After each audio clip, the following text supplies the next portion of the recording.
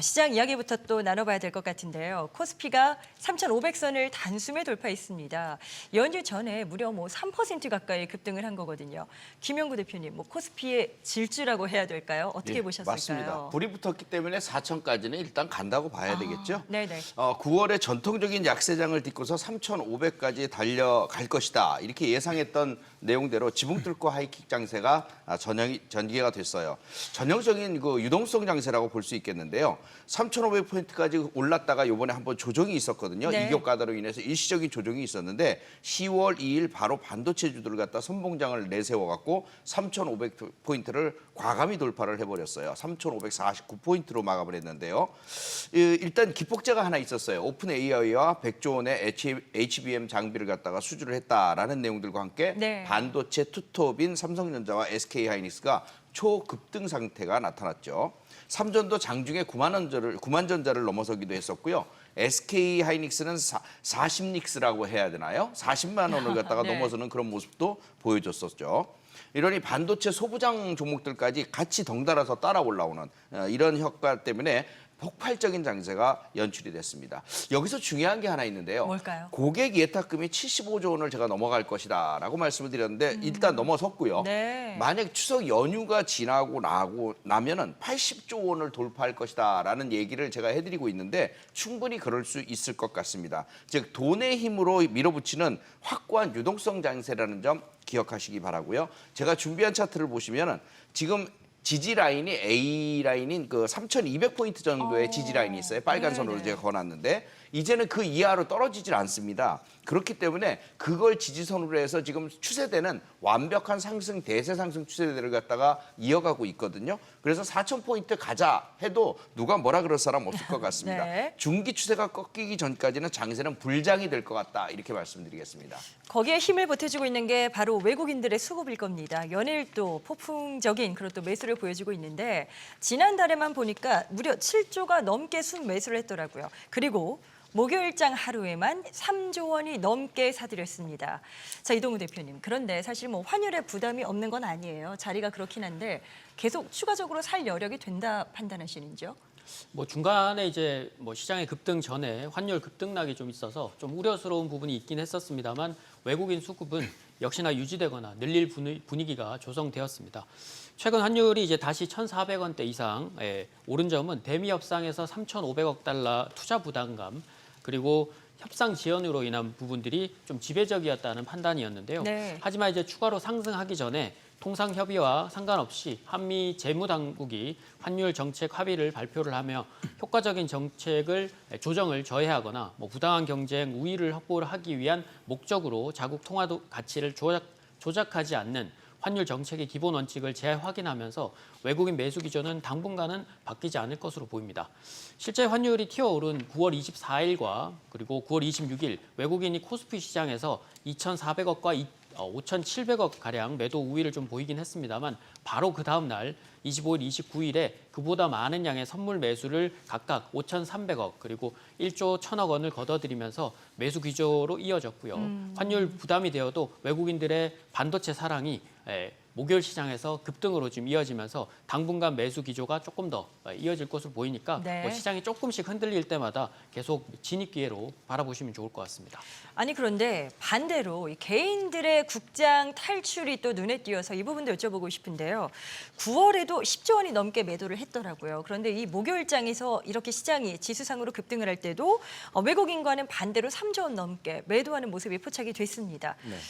지금 반도체를 중심으로 한 매도라고 봐야 될지 허인한 대표님 의견은 어떠세요? 네, 말씀하신 대로 이제 개인은 7월부터 그 9월 26일 기준까지 이제 코스피에서 약 17조 7천억을 순매도를 기록을 했는데 관련 통계일의 이제 최대치인 수치라고 보시면 되겠습니다. 네네.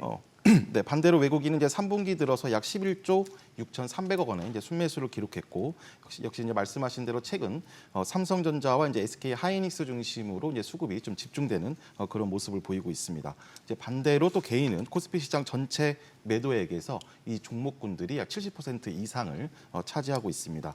이런 이제 수급 포지션이 이제 개인과 메이저가 좀 반대되는 경향을 보이면서 주가는 더 탄력성을 키우고 있거든요. 네네. 이제 가장 중요한 지금 코스피의 상승 동력은 이제 미국의 그 추가적인 금리 인하 기대감 그리고 또 정책 관련해서는 이제 증시 활성화 이런 정책 모멘텀이기 때문에 충분히 뭐 추가 상승이라든가 외국인의 추가적인 수급 유입을 기대할 수도 있겠습니다. 알겠습니다. 지금 뭐 국내 반도체들의 열기가 그 질주가 상당히 뜨겁죠. 미국에서도 만만치 않습니다. 지금 엔비디아가 최고가 기록을 다시 세우고 있는데요. 시가총액을 봤을 때 4조 5천억 달러를 돌파했습니다. 이렇게 된다면 뭐 사실 그동안 뭐 AI 거품론이라던가 약간 우려를 불러일으키는 이슈들이 몇 있었단 말이죠. 그게 무색해지는 거 아닐까요, 김진 대표님? 네. 미국의 투자은행 그 시티은행이요. AI 분야 자본 지출이 2029년까지 2조 8천억 달러에 달할 것이라고 얘기하면서요. 엔비디아가 거기에 가장 큰 수혜를 받을 것이라는 보고서를 내면서요. 신고가를 기록을 했습니다. 지난 7월 달에 시총 그 4조 달러를 돌파한 이후에 지금 3개월도 안 되었는데요. 벌써 다시 4조 5천억 달러를 돌파한 것인데요. 네. 이 AI 분야는요. 전임 미답의 신산업 그리고 미래 산업으로 이제까지 그 누구도 가보지 못했던 길을 지금 가고 있는 그런 상황이기 때문에 그 과정에서 중간중간 뭐 과열이다, 뭐 거품이다, 뭐 이런 등등의 노이즈는 계속될 겁니다. 하지만 AI 분야가 이제 막 성장기에 진입한 그 초기 성장기임을 감안해 보면요. 아직까지 그 빅테크들의 그 대규모 AI 데이터 센터 투자라든지 그에 따른 AI 반도체 칩 수요가 공급을 계속해서 초과하고 있다는 점 이런 부분들 때문에 엔비디아의 주가의 고공행진은 앞으로도 좀 더 이어질 것으로 그렇게 보고 있습니다. 네, 이제 주요 이슈들 몇 가지 좀 짚어보도록 하겠습니다. 미 연방정부의 셧다운 상황, 그 상황을 좀 저희가 들여다볼 텐데 이 부분을 시장에서는 오히려 좀 호재로서 받아들이는 것 같아요. 이로 인해서 금리 인하 기대감이 더 높아진다. 이렇게 해석하는 것 같은데 뭐 셧다운 사태는 크게 걱정하지 않아도 괜찮은 건지 이동우 대표님 의견은 좀 어떠실까요? 뭐 셧다운 자체가 어쨌든 양당 간의 정치적인 도구로 사용되는 분위기라서 네네. 임시라는 말이 이제 계속 붙게 되는데 장기적으로는 어쨌든 계속 미국 증시에 부채가 쌓이는 부분에서는 부담입니다. 하지만 단기적으로는 이 예산안이 계속 통과가 될 것이다라는 기대감들이 경험상으로는 계속 힌트를 줬었습니다. 미국 시장의 이제 셧다운 과거 경험들로 보면 힌트를 좀 얻을 수 있는데요. 과거 미국의 셧다운 평균 기간이 한 8일 정도이니까 추석 연휴 전후로 해결이 될 가능성이 좀 높습니다. 네. 그리고 S&P 500 지수 같은 경우는 셧다운 이후에 1년이 지난 시점에서 86%의 경우 상승 마감이 됐고요. S&P 500 지수는 셧다운 종료 1년 후에 평균 13% 정도 상승률을 좀 기록을 했습니다.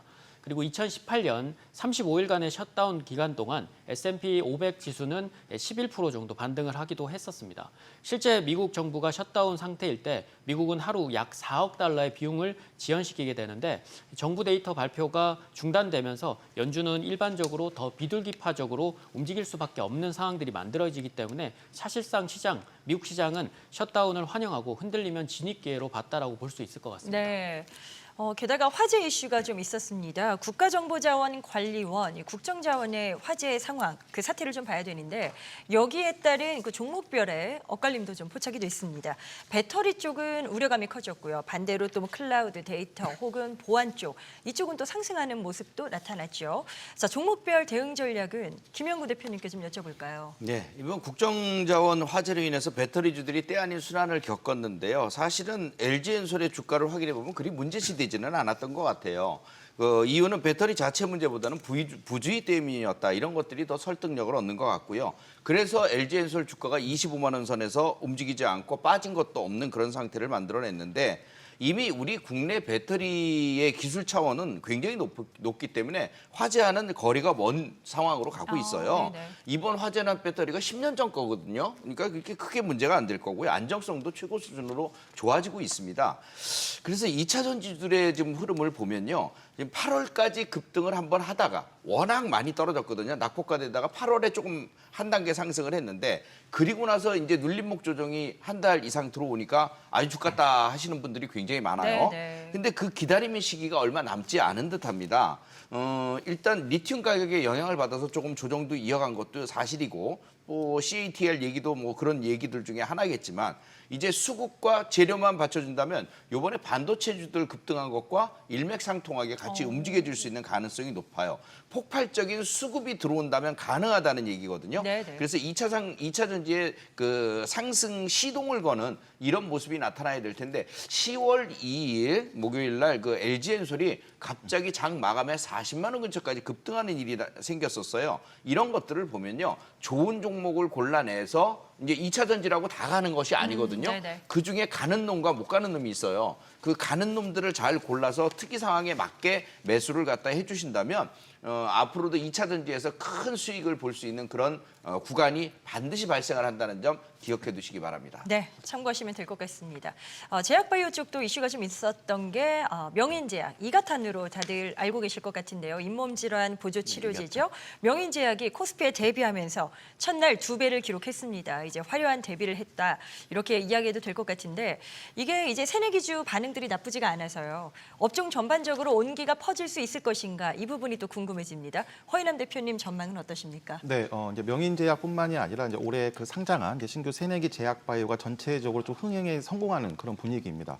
자연스럽게 이제 말씀하신 대로 이제 제약바이오 전체적인 섹터의 분위기를 좀 살릴 수가 있겠는데 이런 이유는 첫 번째로는 이제 기술 기반 바이오 기업에 대한 조금 신뢰도가 시장에서 높아지고 있고 두 번째로는 이제 이재명 새 정부의 바이오 업계 육성 정책이라는 또 모멘텀도 확보하고 있습니다. 가장 큰 또 특징으로는 전통적으로 제약바이오는 네, 그 기술주의이기 때문에 미국 금리 인하 기대감이 확대된다면 자연스럽게 좀 수급이 들어올 수가 있겠습니다. 네. 특히 이제 그 10월 첫째 주에는 그 뉴로핏 그리고 JPI 헬스케어, 오가노이드 사이언스, 로킷 헬스케어 등 이런 종목군들 중심으로 한 번씩 좀 급등이 나오는 그런 모습까지도 또 발표가 되고 있습니다. 제약바이오 쪽은 미국의 그 의약품 관세 이슈를 저희가 뭐 간단하게나마 이야기를 나눠봐야 될 것 같은 게 미 트럼프 대통령이 이달 1일부터 수입 의약품에 관세 100%를 부과하겠다. 이제 이게 실제로 집행이 될 것인가 이 부분에 대해서는 뭐 조금 더 불투명한 상황이긴 합니다만 뭐 계획을 보류했다는 이야기도 뭐 있는 것 같긴 하더라고요. 네. 어떨까요? 국내 기업들에 미칠 영향을 그래도 저희가 뭐 말씀을 한번 들어봐야 될 것 같은데. 네. 예. 뭐 당초 그 유예 방침이 있었는데 이것을 번복하고 뭐 이번에도 또 트럼프가 또 트럼프했다. 뭐 이렇게 얘기를 할 수가 있겠는데요. 네. 말씀하신 것처럼 또 다시 뭐 또 유예한다라는 그런 보도가 나오기도 했는데 뭐 공식적인 그런 어나운스된 부분이 아니기 때문에 그 부분은 좀 지켜봐야 될 것 같고요. 우리 주식 투자자들은요, 뭐 이 부분에 대해서 뭐 동요할 게 아니고요. 이제 10월 1일부터 100% 관세를 부과한다는 그런 현상 자체는 현상 자체로 받아들여 주시고 그에 따른 우리는 또 전략을 수정해서 대응하면 되는 것이라고 보여집니다. 따라서 이번 그 의약품 관세도요, 미국 현지에서 생산하는 부분에 대해서는 관세를 부과하지 않는다는 점에서 우리가 이제 전략적으로 봤을 때 셀트리온처럼 미국의 현지 공장을 뭐 인수한다거나 그리고 또 SK 바이오팜처럼 미국 현지 위탁 생산 업체를 확보하고 있는 이러한 등의 전략으로 이 관세 이슈에 대해서 미리 대응을 해놓았거나 또 하고 있는 그런 기업들 중에서 좋은 종목을 픽해서 투자를 하시면 될 것입니다. 만약에 이제 시청자분들께서 혼자 하기 어려우시다면 예. 우리 필살기 방송 고수분들 통해서 도움을 받으시면 될 것 같고요. 특히 이제 저와 함께 하고 계신 분들은 2분기와 3분기에 뭐 2차 전지 그리고 반도체 이 섹터를 주력으로 해서 이 반바지 중에 이제 두 가지죠. 크게 수익 랠리를 경험하게 해드렸는데요. 이제 4분기부터는요 추가적으로 이 바이오 섹터를 주력 섹터로 제가 선정을 또 해놨습니다. 네네. 이제 블록버스터급 그 신약을 비롯해서 이 파이프라인을 가지고 있는 그 SK 바이오팜을 비롯해서 한 3종목 정도를 또 압축 선별해서 또 해드리려고 하니까요. 4분기에도 방송 놓치지 마시고 잘 따라와 주시면 좋을 것 같습니다. 자, 연휴가 꽤 깁니다. 추석 연휴가 10월 초에 이렇게 있다 보니까 사실 이제 연휴가 끝나면 본격적인 10월장을 맞이하게 되실 텐데요. 이동우 대표님, 일단 3,500고지를 밟았습니다. 자, 그렇다면 그 이후는 이제 어떻게 되느냐? 뭐 과열에 따른 또 숨고르기냐 아니면 이 분위기를 타고 가느냐? 많은 분들이 어떤 쪽으로 지금 예상하시는 게 좀 더 합리적일까요? 뭐 10월 2일 날 급등을 보면 일단은 방향은 우상향이 맞습니다. 하지만 네. 이제 속도는 글쎄라는 의문을 조금 가지실 필요는 있을 것 같아요. 네네. 좀 긴 휴장이기 때문에 그 뒤에 이제 이벤트들을 조금 보면 답을 찾을 수 있는데요. 일단 금리 인하 재개 국면은 시작되었지만 아직 연준위는 2번을 할지 1번을 할지 정하지 않은 모습입니다. 금리 인하를 그리고 10월 28일, 29일 날 열리는 FMC 회의가 어쨌든 연휴가 끝나야지만 더 가까워지는 상황이기 때문에 시장은 다시 좀 부담을 느낄 수 있는 상황이라고 보여지고요. 네. 10월 중순부터는 또다시 이제 3분기 실적 발표가 시작되니까 다시 빠르게 상승보다는 천천히 우상향하는 쪽이 훨씬 더 아마 시장 투자자들한테는 유리하게 작용할 겁니다.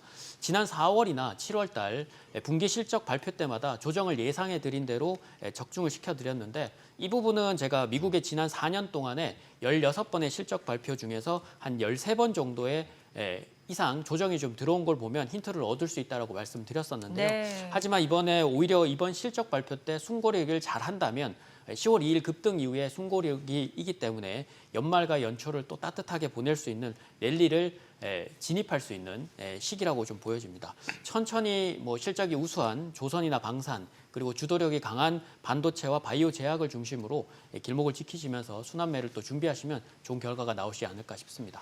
자, 김영구 대표님께도 투자자분들이 연휴 기간 동안 놓치시면 안 될 만한 그 중요한 체크 포인트 한번 점검해 주시면 좋을 것 같아요.